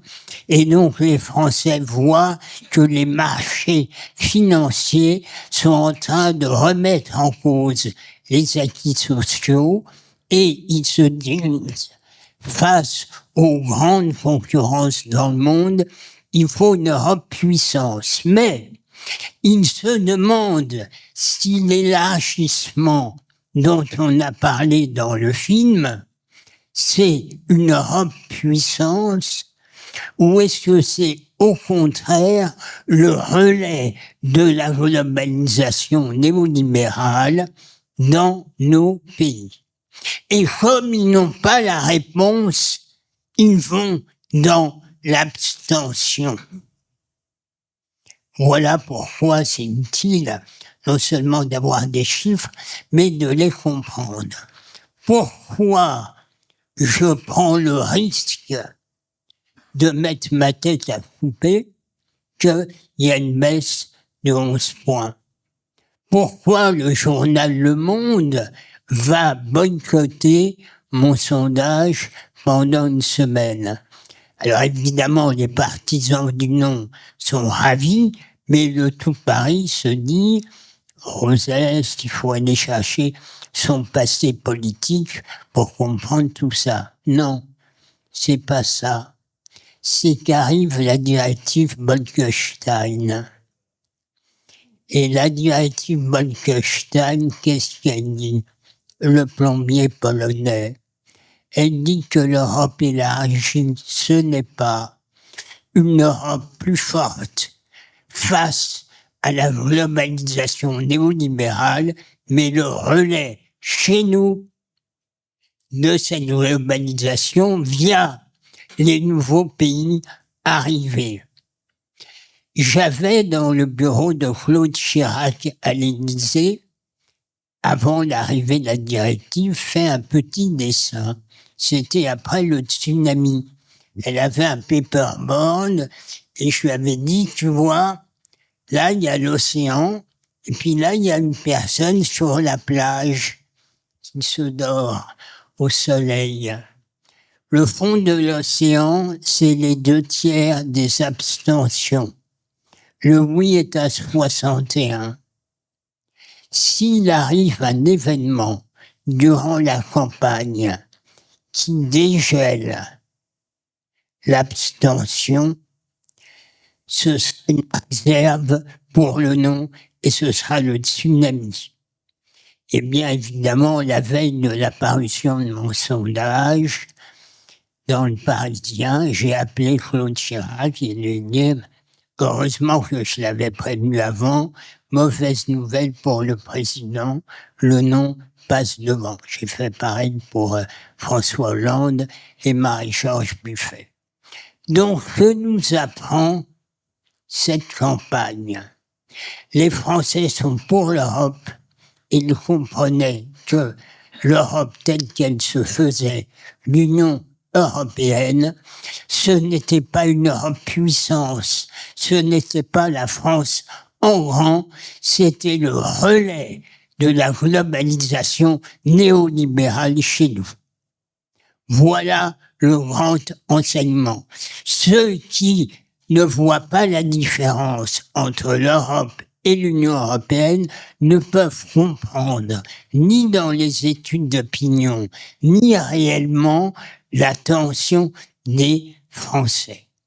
C'est pour ça qu'il n'y a pas de Frexit possible. C'est pour ça qu'on ne peut pas sortir de l'euro parce que ce serait vécu comme les Français, comme un repli.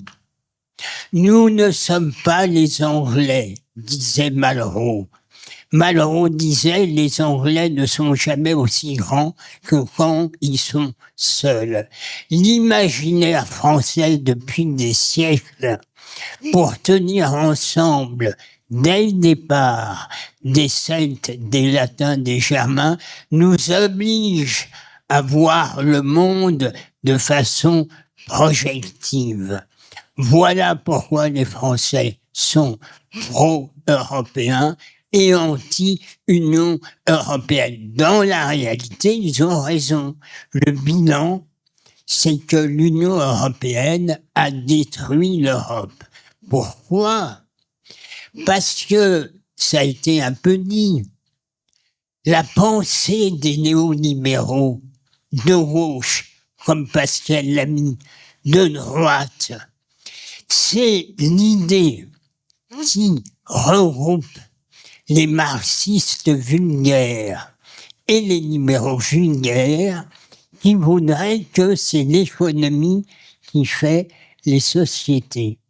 Et donc la pensée de Lamy, par exemple, qui a été le Français le plus à la pointe du néolibéralisme en Europe, avec Delors, avec Jean Monnet, avec Mitterrand.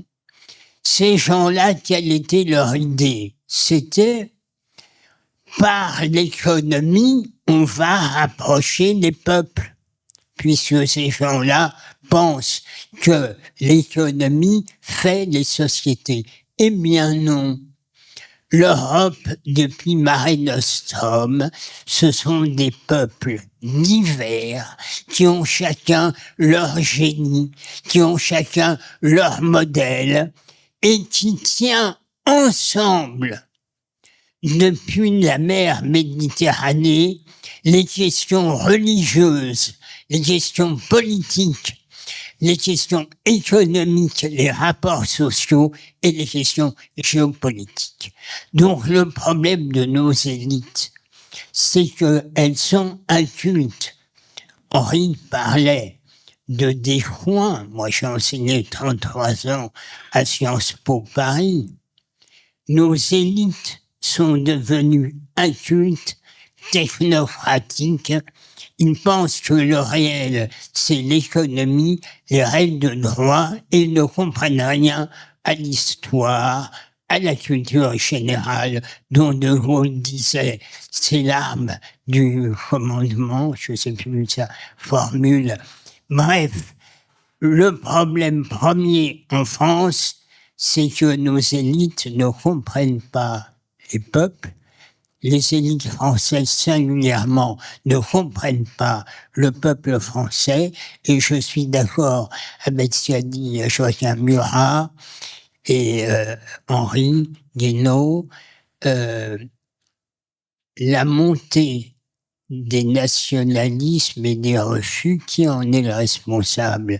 C'est l'Union européenne, parce qu'elle brutalise les peuples se sentent privés de la maîtrise de leur destin. Je suis d'accord avec ce qui a été dit par Arnaud Montebourg. Le néolibéralisme, c'est fini. L'Union européenne, c'est fini, quoique ils essaient, avec le Covid, la dette et la guerre en Ukraine, de faire des sauts fédéraux. Mais c'est fini. Maintenant, l'alternative, elle est simple.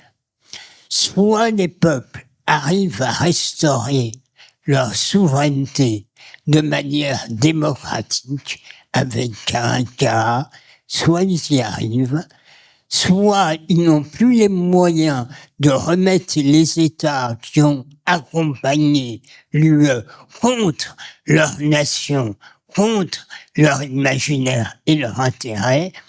Les nations n'arrivent plus à récupérer les États pour les remettre à leur service, et là, ce sera le chaos et les guerres. Pourquoi? Parce que les peuples vont être désemparés, ils vont avoir le sentiment qu'ils se fragmentent, les peuples ne veulent pas disparaître, et ils préféreront peu à peu se construire une identité contre les autres peuples. Donc, selon moi, le bilan de toutes ces années, toutes ces études de travail, c'est soit on arrive à réinstaurer une Europe des nations, soit parce que l'Europe, l'UE néolibérale sera allée tellement loin qu'il n'est plus possible que les peuples se réapproprient la maîtrise de leur destin, et ce sera la poursuite, l'amplification du chaos. Merci. Et ce sera effectivement tout à fait inquiétant, à la fois pour la démocratie et pour les jeunes générations. Merci. Merci Stéphane Rollin.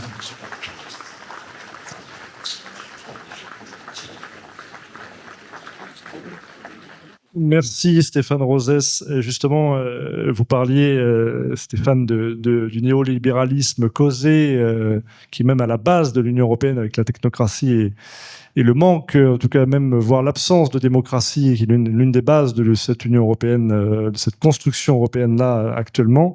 Henri Guénaud, justement, comment peut-on s'en libérer de ce joug, justement, au-dessus des nations, supranationales, comme l'évoquait tout à l'heure Joachim Murat, du carcan juridique européen? Je vous sais attaché à la hiérarchie des normes et au référendum pour réformer notamment la Constitution.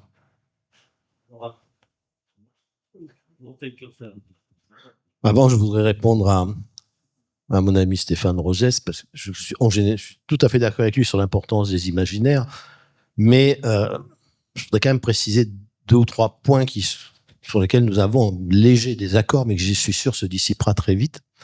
Alors, d'abord, la première remarque sur la citation de Malraux, qui a plusieurs versions dans plusieurs discours, mais la plus achevée, c'était: l'Angleterre n'est jamais aussi grande que lorsqu'elle l'est pour elle-même.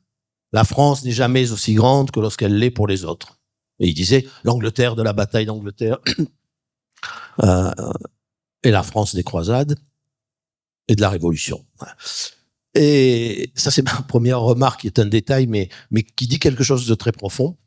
Là, je suis d'accord avec Stéphane.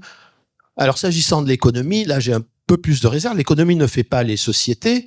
Ce sont les sociétés qui font l'économie, mais l'économie peut détruire la société. L'économie peut détruire les nations, l'économie peut détruire les peuples, l'économie peut détruire la démocratie, peut détruire la liberté, peut détruire la République. Regardez l'Allemagne des années 30. Bon. Regardez la crise des démocraties dans tous les pays occidentaux qui ont subi la Grande Dépression des années 30. Bon. Et alors, le paradoxe de cette histoire, c'est que on a voulu faire l'Europe par l'économie. On a voulu faire l'Europe à cause de l'économie.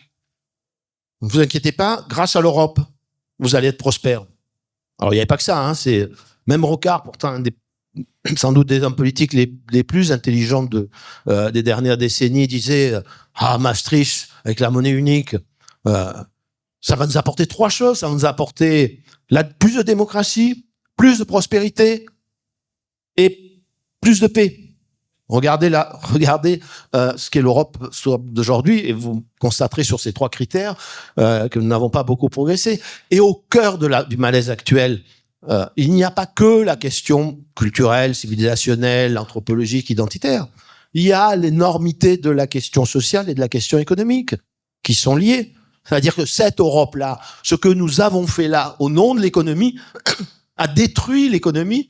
Et la destruction de l'économie a entraîné une quasi-destruction de nos sociétés qui est en route. Alors, évidemment, c'est pas la seule dimension, mais elle est essentielle.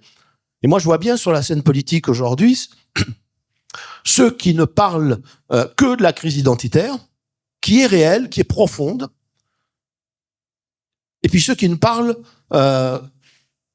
que de la crise sociale, mais ils sont beaucoup moins nombreux, même à gauche. Or, la question sociale aujourd'hui, comme la question identitaire, la question sociale, elle est explosive dans les pays occidentaux et explosive dans le nôtre. Qu'à voir les États-Unis. Les gens qui ont voté pour Trump, qui ont voté pour son discours contre l'immigration, son discours contre la mondialisation, ce sont les victimes de la mondialisation. Ce sont les victimes sociales et économiques de l'immigration. Et donc, voilà, ne séparons pas ces questions, ne mettons pas la question économique à l'écart. Elle est centrale dans l'échec de cette Europe. Et le protectionnisme, le libre-échange, dans l'histoire, c'est une alternance. Il y a rien de naturel dans tout ça, ni le protectionnisme, ni le libre-échange. Mais simplement, quand une société est trop fermée, qu'elle étouffe dans son carcan, qu'il n'y a plus du tout de concurrence, de stimulation, elle décline jusqu'au moment où c'est trop et elle s'ouvre. Et elle va souvent finit par aller trop loin. Le balancier va trop loin dans le sens de l'ouverture. Et à ce moment-là, elle se referme. Et elle va trop loin dans le protectionnisme. C'est une longue alternance. Il y a bien un sujet qui se prête à l'analyse, j'allais dire, des cycles ou des alternances. C'est bien la question du protectionnisme. Voilà. Et là, nous sommes allés trop loin. beaucoup trop loin. Mais nous y sommes allés dans un consensus intellectuel et politique extraordinaire, sans, une fois de plus, tenir aucun compte des leçons de l'histoire. Aucun. Alors la leçon de l'histoire, c'est que il y a des choses qui peuvent être très très bien, il y a des causes qui peuvent être très très belles, il y a des bonnes raisons de faire certaines choses, mais c'est toujours la même histoire, jusqu'à un certain point, et ce point nous l'avons largement dépassé. Et maintenant, il y a une prise de conscience qui s'opère, pas chez tout le monde, hein. En Europe, ça résiste encore beaucoup, mais moi je me souviens de Krugman, le prix Nobel américain d'économie, qui est un économiste démocrate, hein, c'est pas un ultralibéral républicain. Mais c'est un grand spécialiste de l'économie internationale. Dans les années 90, il avait écrit un livre qui s'appelle « La mondialisation n'est pas coupable ». Et là, c'est toujours la même histoire. On peut se dire, les études montrent qu'il y a énormément d'études qui montraient que bon, on ne pouvait pas imputer la croissance des inégalités, les problèmes qu'on rencontrait dans les économies développées par le simple fait d'avoir ouvert les frontières ou par les délocalisations, qu'il y avait le progrès technique, enfin, il y avait plein de sujets. Et maintenant, il dit, nous, les économistes, nous avons sous-estimé les effets délétères de la mondialisation. Le même, 30 ans après. Voilà. Et ça, mais c'est quelque chose qui est encore difficilement audible en Europe. Rocard, à la fin de sa vie, et maintenant Pascal Lamy, de façon homéopathique, commence à dire oui, les choses sont... Ricardo... Les choses sont un peu plus compliquées. Voilà, Ricardo avait raison, hein, parce que c'est juste, hein. Il considérait que les masses salariales en Europe, il fallait les baisser de 15%. Et Huntington, Rosier Watanabe pour la trilatérale avait rajouté: on ne peut pas demander au gouvernement de dire à leurs citoyens dont ils dépendent demain sera pire. Et dans cette note de la trilatérale de 75, ils disent il faut sous-traiter la responsabilité de ce qui va advenir à des instances supranationales. Merci. Et donc, effectivement, le bilan de tout ça, subjectif et objectif, c'est que l'Europe sort de l'histoire, et Henri a raison de rappeler que tout est lié. Il n'y a pas d'un côté les questions culturelles, politiques, économiques, tout est lié, et ceci dit, quand les gens de gauche disent « Mais comment se fait-il que les gens votent pour Trump alors que la politique de Trump est contre leur intérêt ?» Ou bien « Pourquoi donc les gens votent-ils à droite alors que la droite mène des politiques antisociales ?»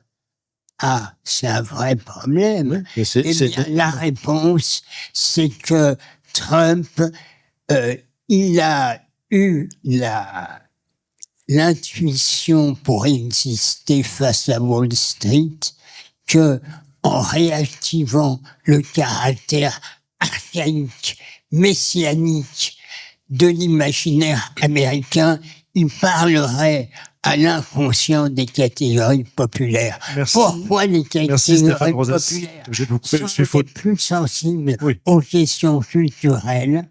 Parce que quand on ne sait pas comment on va boucler la fin de mois, la question c'est qu'est-ce qui me relie aux autres? Merci beaucoup, Monsieur Rosès. Et merci à vous, Monsieur Guénaud. On va donner la parole à Guilain Benessa et à Joachim Murat un petit peu, si possible. Je voulais juste revenir sur un aspect de votre déclaration tout à l'heure, Monsieur Guénaud. Effectivement, comme le disait Stéphane Rosès tout à l'heure, tout est lié, que ce soit le culturel, l'économique, le social. Si on reprend la compétence commerciale, elle est entièrement déléguée désormais exclusivement à l'Union européenne. Guilain Benessa, comment retrouver cette compétence et essayer de retrouver justement, de grignoter l'ensemble de ces compétences successivement? Enfin, c'est facile techniquement, c'est extrêmement difficile politiquement. Parce que la question se trouve chez nous. Elle se trouve dans notre constitution, pas dans l'Europe. Il n'y a pas eu de constitution européenne. Donc les textes européens, contrairement à ce que pense la Commission et la Cour de justice, ne sont pas supérieurs à nos constitutions. Alors, le problème, il est simple. Je suis d'accord avec vous, Henri Guénaud. je suis techniquement d'accord avec vous. Le problème, il est simple. Et ça répond, à mon avis, à pas mal de choses qui viennent d'être dites où j'aimerais être d'accord, je ne peux pas l'être. Je m'explique. L'Europe, l'Union européenne, je fais volontairement le distinguo. Stéphane Rosès a raison, faut le faire. L'Union européenne n'a jamais, et là je dis bien jamais, été pensée par ses fondateurs pour être fédérale. Il n'y a pas eu de dérive fédérale. Jean Monnet ne voulait pas un État fédéral. Jean Monnet, il faut reprendre le 9 mai 50, la déclaration de Schuman, elle contient une haute autorité exécutive, ce qui va être la Commission européenne, elle contient une juridiction, donc des juges européens, mais pas de Parlement européen, pas de démocratie représentative, pas d'élus, pas de démocratie. On crée, et là, Joachim Murat avait raison, on crée un élément supranational, pas un élément fédéral. À la limite, si l'Europe était devenue l'Union européenne une forme fédérale, elle serait d'une forme démocratique, qu'on ait ou pas envie d'un État fédéral. Après, ça c'est un autre débat pour les traditions unitaires françaises. Il n'empêche, nous aurions un élément réellement démocratique. C'est bien ce qui pêche depuis des années, c'est que les gens comprennent directement, indirectement, implicitement cela, qu'il y a un problème démocratique fondamental. On dit, si vous voulez, le déficit démocratique, on en parle tout le temps, mais il est, depuis le départ, inscrit dans la façon dont les premiers ont pensé la construction européenne, dans ce qui va donner l'Union. Ça, c'est ma première remarque, parce que si on prend pas cet élément à la racine, on pense après souvent que ça a dérivé, que ça a déconné, que ça a pris une mauvaise trajectoire. Pas du tout. On en est là où on devait y arriver. Deuxième élément, évidemment, je pense qu'avant de parler juridiquement vraiment de ce qu'on peut faire, il y a un élément qui me frappe personnellement, c'est l'élément de propagande juridique. Et ça rejoint, Henri Guénaud a raison, le fait que techniquement on pourrait, mais pourquoi est-ce que il y a une telle propagande? Je m'explique.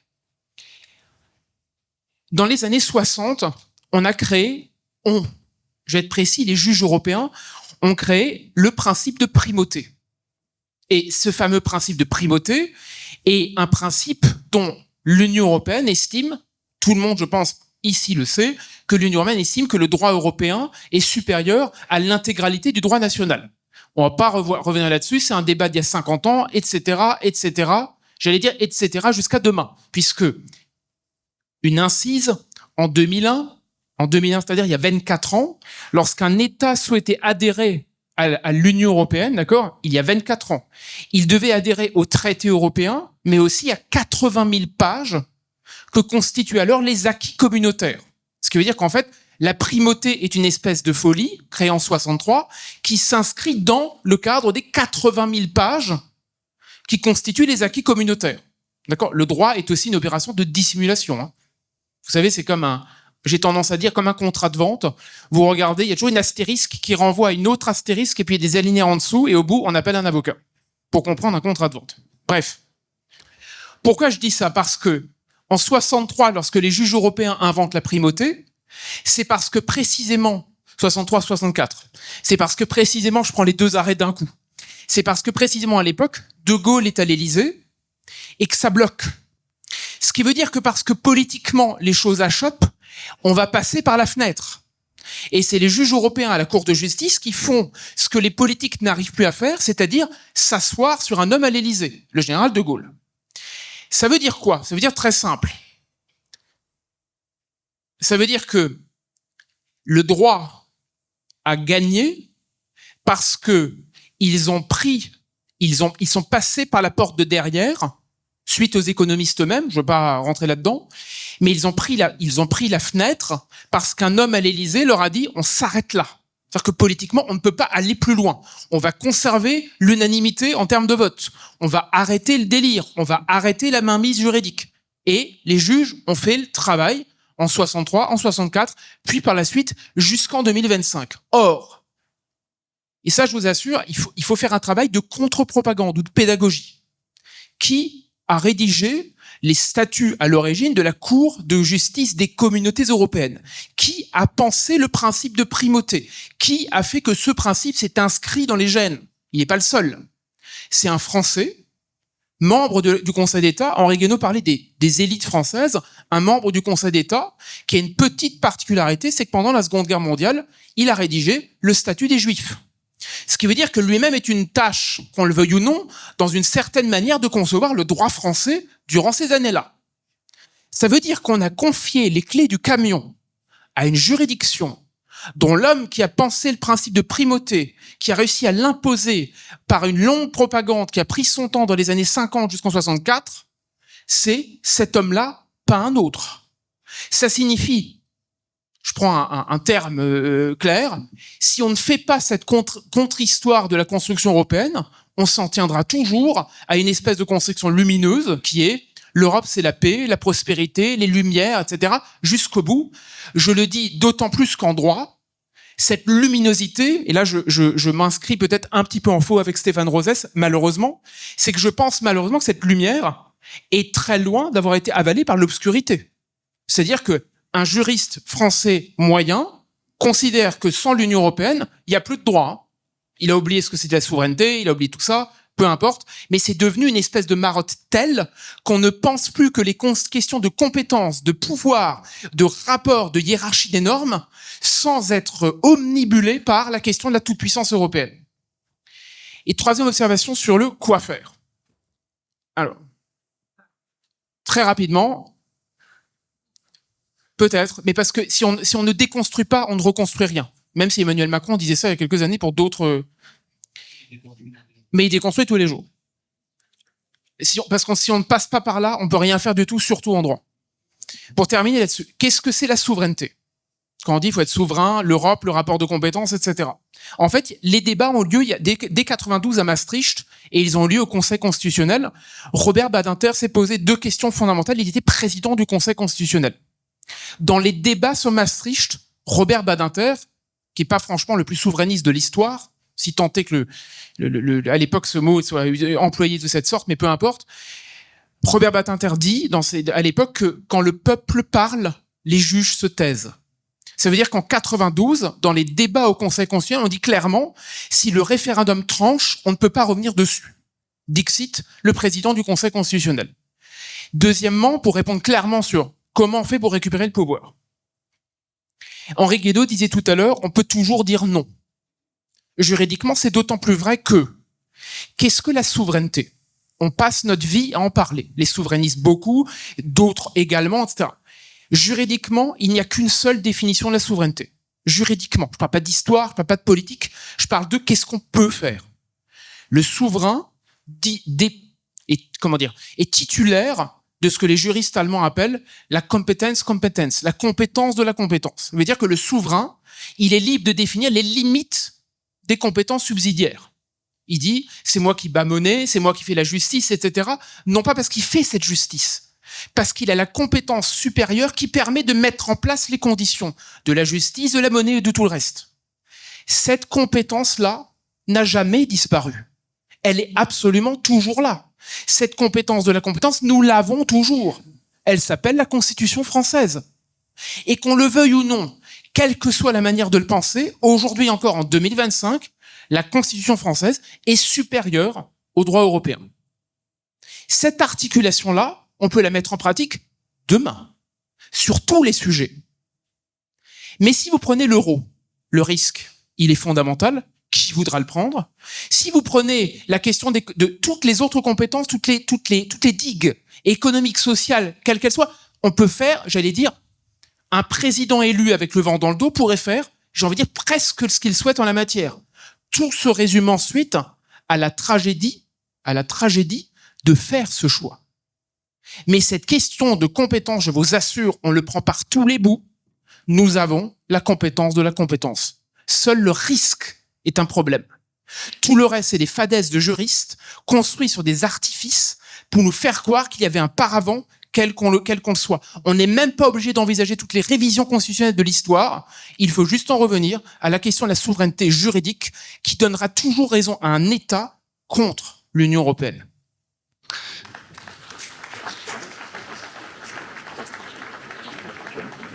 Merci à vous, Guilain Benessa.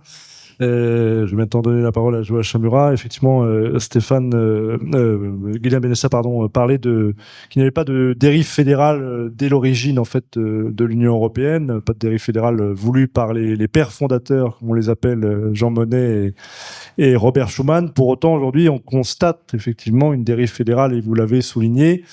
Je crois que la liste Nous le peuple l'année dernière, dont vous faisiez partie, Joachim Murat, dénonçait justement cette tentative de fédéralisation de l'Union européenne.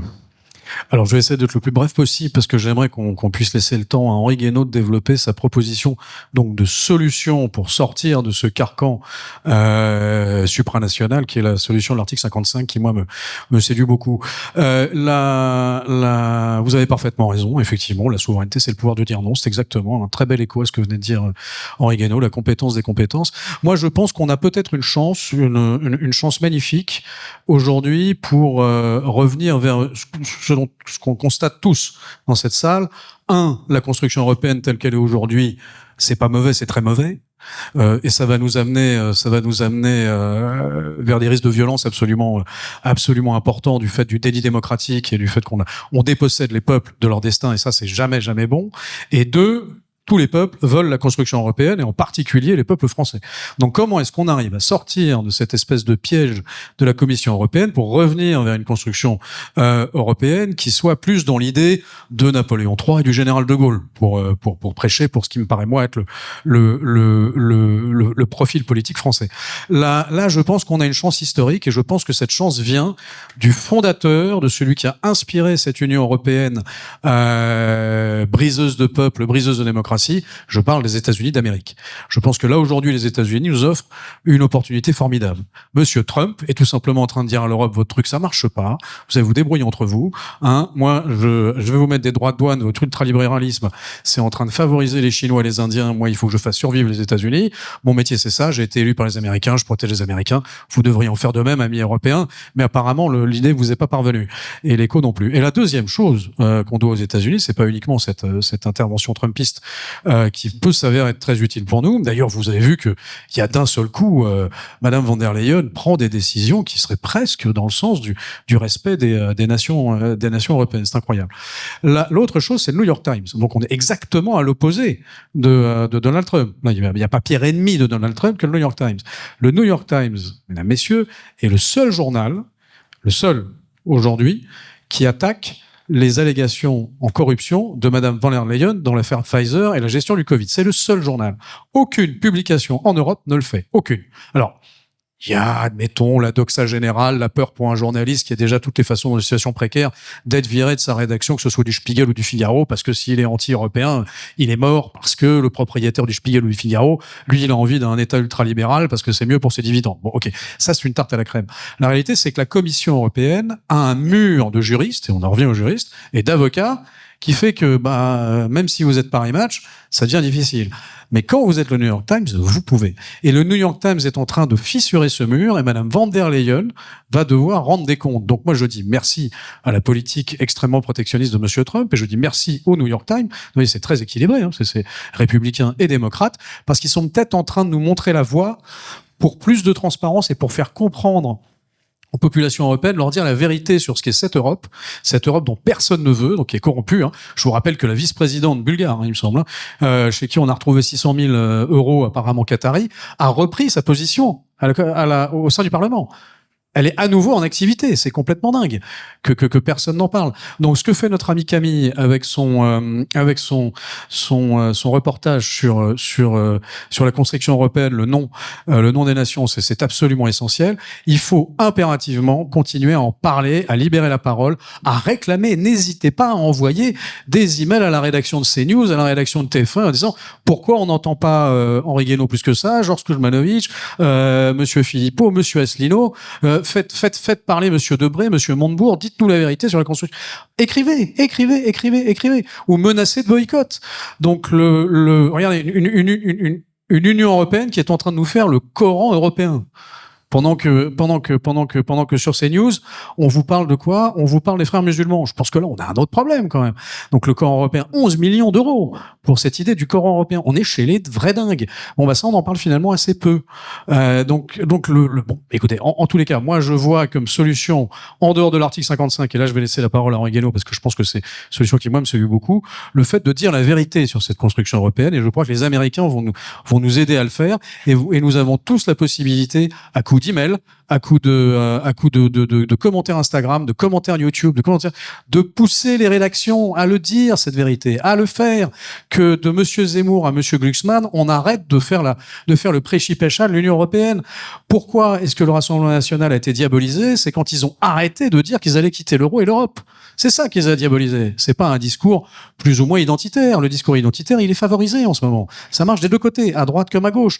Ça vous crée un électorat des deux côtés. Donc c'est pas ça. La réalité est pas la lutte contre le racisme et les discriminations. C'est quand vous étiez contre l'Europe, vous n'étiez pas à la télévision. Donc exigez que cette omerta-là s'arrête. Et maintenant, je laisse Henri Guénaud nous expliquer la solution de l'article 55. En 1 minute, si possible, Monsieur Guénaud, l'article 50. 1 minute, je suis désolé.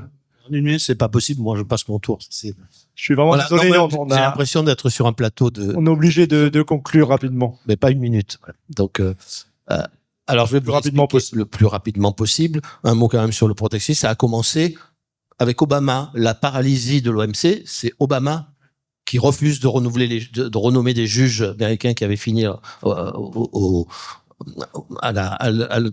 tribunal de l'OMC, pour faire simple. Et depuis, il n'y a plus de juges américains. Donc, c'est paralysé. Et cette politique a été continuée par Trump, par Biden et puis par le nouveau Trump. Voilà, je ferme cette parenthèse. Mais ça fait un moment que le monde change et que l'Europe ne le voit pas.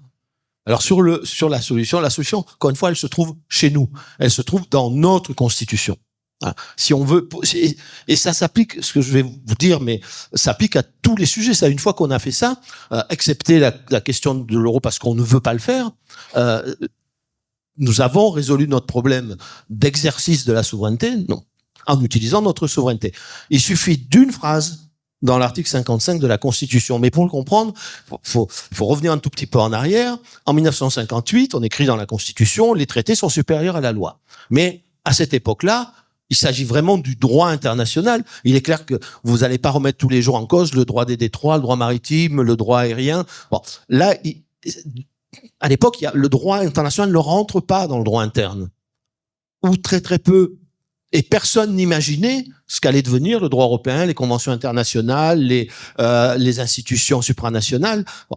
Et petit à petit, tout a changé. C'est-à-dire qu'aujourd'hui, le moindre traité de libre-échange rentre dans le pacte social, le pacte civique, l'organisation économique, l'organisation de la société, les normes sanitaires, les normes, etc. Donc, les choses ont beaucoup changé.